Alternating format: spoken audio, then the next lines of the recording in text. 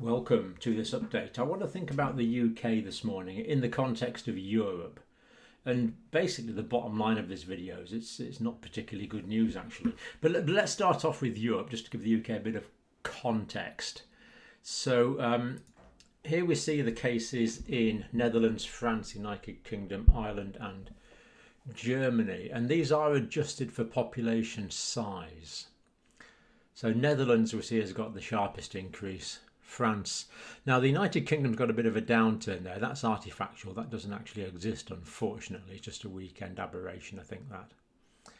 So the UK is about there. France ahead. Netherlands further ahead. Ireland picking up quite steeply. That's the Republic of Ireland. And Germany also showing some increasing cases, but at a lower level. Now, if there's sort of any sort of good news here, it's the case fatality rates are lower than we thought, and that's what this graph shows. So let's just look at that.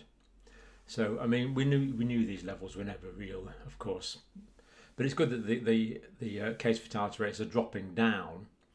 They're still way higher than the infection fatality rate, which of course is reflecting the real morbidity of this disease, but they will carry on coming down, I believe, with increased testing.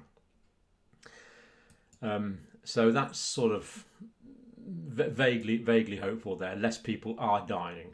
We're still looking at an infection fatality rate of about 0.3% overall for this condition. And I've got another graphic somewhere. Oh yeah, this one. Israel. So cases basically went out of control in Israel. They went way up. They imposed a very strict lockdown, and we can see the effects of that. Economically expensive, socially expensive, of course, but look at the effect of it. Quite dramatic decreases in Israel, whereas the United Kingdom is still going up. So it's just some interesting, useful context, I think, there for the UK. Cases, that was the cases yesterday, the day before. Official cases now. Well over 500,000. The real number is probably about 10 times that, of course. Now, this is the sort of graph in the UK we're looking at the moment, and the direction really is quite significant here. Now, these lines here are 1,000, so that's 5,000. That's 10,000. And that's 15,000. And those levels there, and there. So we're looking at this average of well over 15,000 cases a day now. But we do need to keep this in the context of the 1st of April, where there was about 20,000 new cases a day. And I'll be giving evidence for that shortly. So new cases breaking down by country. We see increasing cases in all 4 countries: England, Scotland, Wales and Northern Ireland, all in the past 24 hours. Now, concerningly, there's been recent increases in older people. Through summer, with schools and universities and socialising, a lot of young people were infected. Very low mortality, indeed low morbidity rate. Not many of them got sick, and thankfully virtually none of them died. But now there's increasing incidence in older people. And there's a new term as sort of crept into the vocabulary I've heard of people talking about on TV and things. They say that unfortunately more hospital admissions and deaths are baked into these figures. And what they mean is that with these increases here, in an older demographic, then it's inevitable that there's going to be more hospitalisations. It's inevitable there's going to be more deaths. They say it's baked into these increases. So that seems to be a new term. Now, deaths, another 143 in the past 24 hours, 43,000 deaths. These are deaths of people that died within 28 days of receiving a positive test result, regardless of the cause of death. The figures from the Office for National Statistics, where COVID-19 is a significant factor on the death certificate, are now nearing 60,000. And this figure is the highest since 165 deaths on the 10th of June. So 10th of June it was 165. This is the highest figure since then. So what we're saying is that these cases are increasing, and we know that the deaths are lagging behind, of course. But unfortunately, in these numbers here, there are more deaths and hospitalisations, to use the term, baked in. Now, what's the tracker app saying? Tracker app, another 24,611 cases. So these symptomatic cases are way higher than the officially diagnosed cases. Way higher. And this is for the UK as a whole from the COVID symptom tracker app. In fact, this is an underestimate because this only picks up symptomatic people. We would expect there to be 20% of people that are asymptomatic. So it's kind of a worrying picture emerging really from this, isn't it? It's getting a bit depressing just going through this information. Active cases, 352,888 according to the Symptom Tracker app. But again, keep this in some sort of context, because on the 1st of April, the COVID Symptom Tracker data indicated that 2 million people had active disease. So that's the people with symptomatic disease today.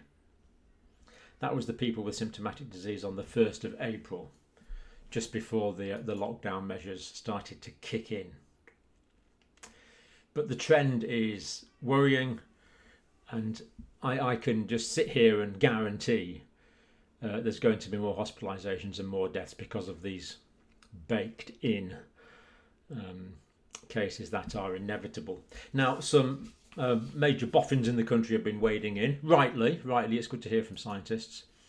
London School of, these are all professors in epidemiology and public health, and these are people that know what they're talking about, reported in the popular media. Graham Medley, 400 deaths a day by the start of November, looking possible. People who died today were infected 2 to 3 weeks ago, we know that. People who will die in 2 to 3 weeks' time are among those infected today. Doubling time of infections has been about 10 days for the past month. So not a good trend identified by Professor Medley. David Hunter, University of Oxford, a steady, inexorable rise in hospitalisations.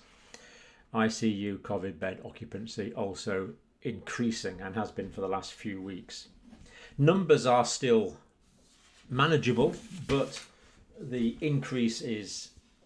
direction of increase is definitely there.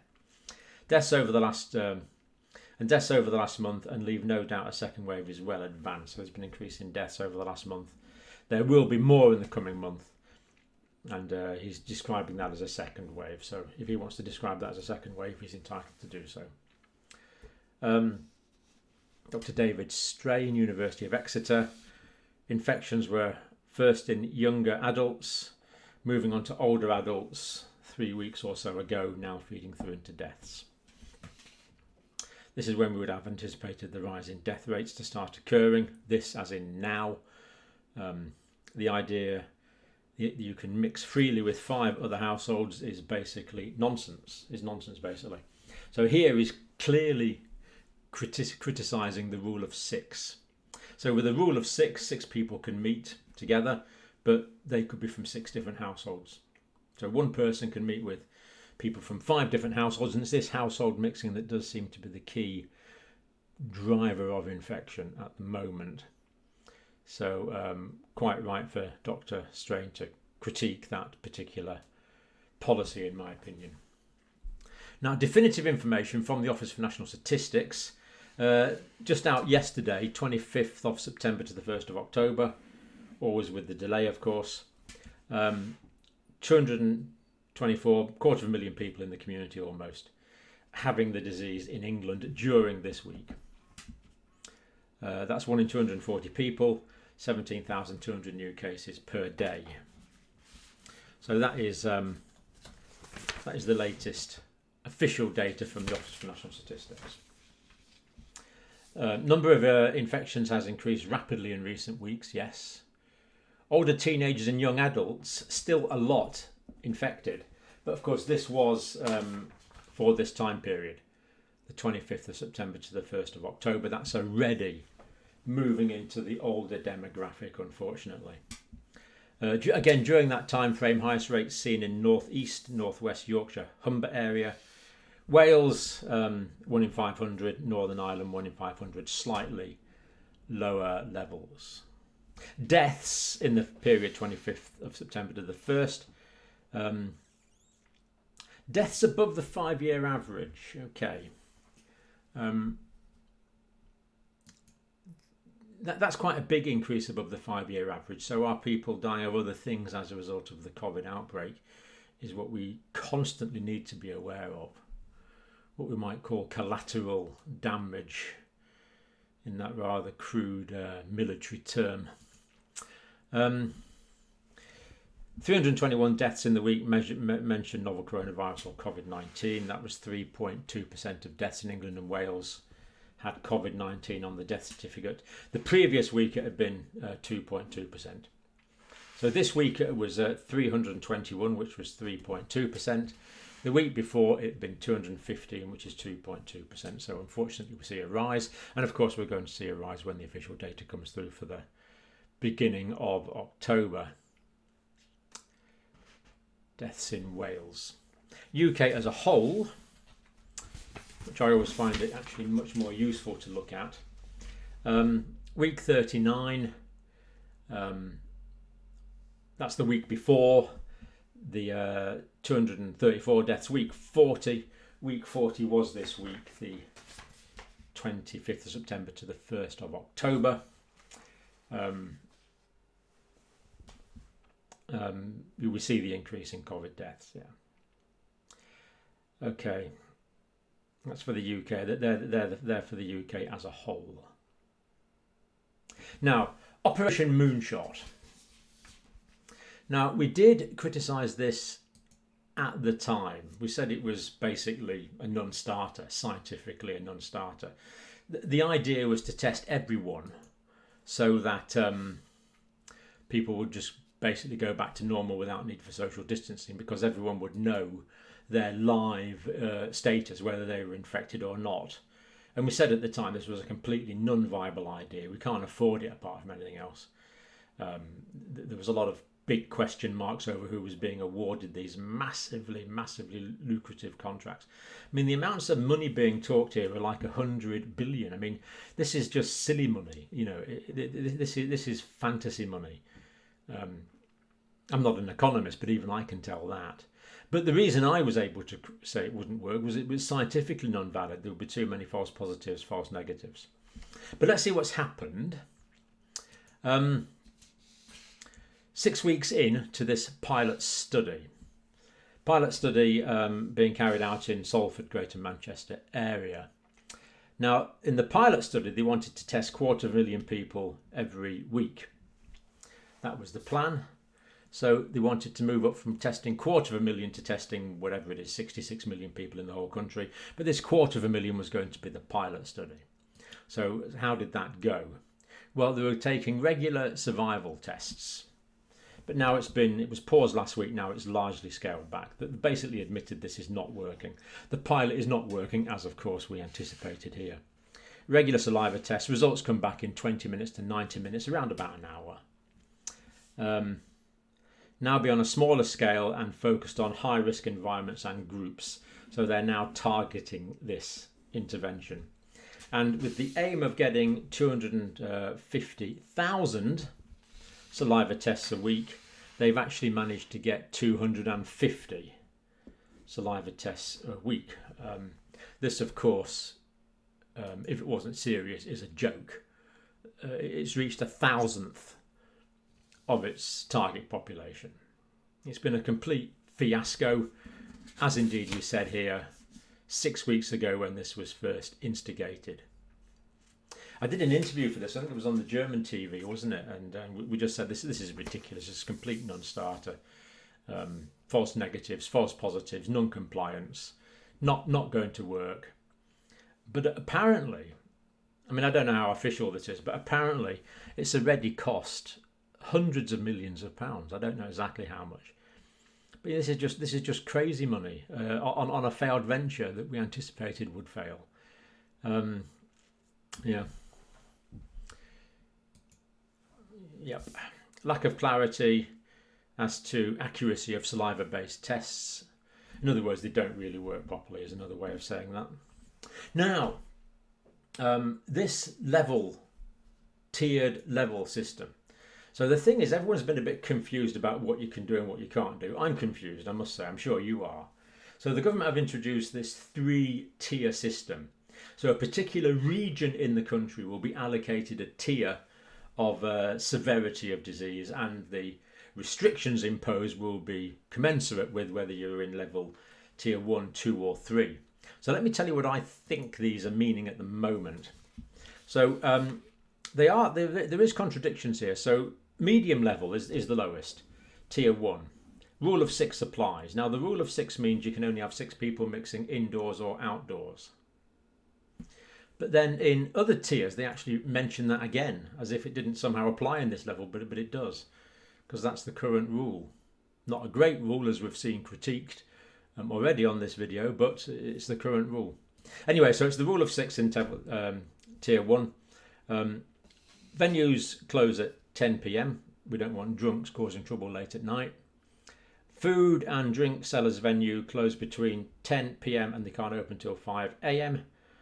In other words, they can't shut at 10 and open again at 11 to carry on drinking. I think that's what that's about. After 10 p.m, food delivery services, click and collect and drive-through are still permitted. All businesses and venues can continue to operate in a COVID secure manner. Nightclubs and adult entertainment venues remain closed. Fine.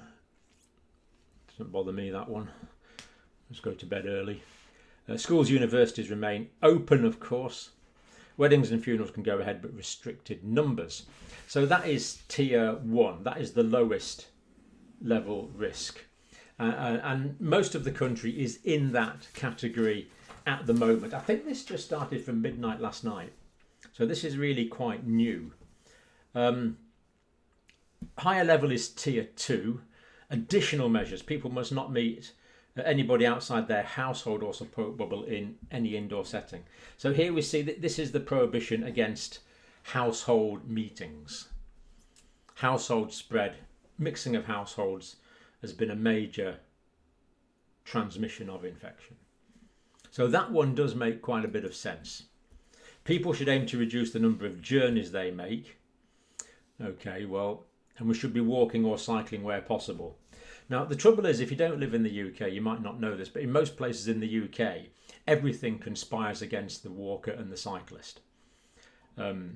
Walking people normally involves in the cities walking through polluted streets, and cycling basically is just too dangerous to do away from the limited number of cycle tracks in the UK. So yes, when you're cycling, because I love cycling, I cycle all the time when I can, but it's just too dangerous. Car drivers don't give you any space. I've got a ton of metal says I can go first. What you're going to do about it, mate, is very often the attitude. It's just too dangerous to cycle on roads in the UK. It really is. And cycle tracks are very limited. So ideally, you are cycling along on your own in the fresh air. Your risk of transmission there is essentially zero. So it's a great idea. But the government needs to instigate cycle-friendly policies or it's not going to work.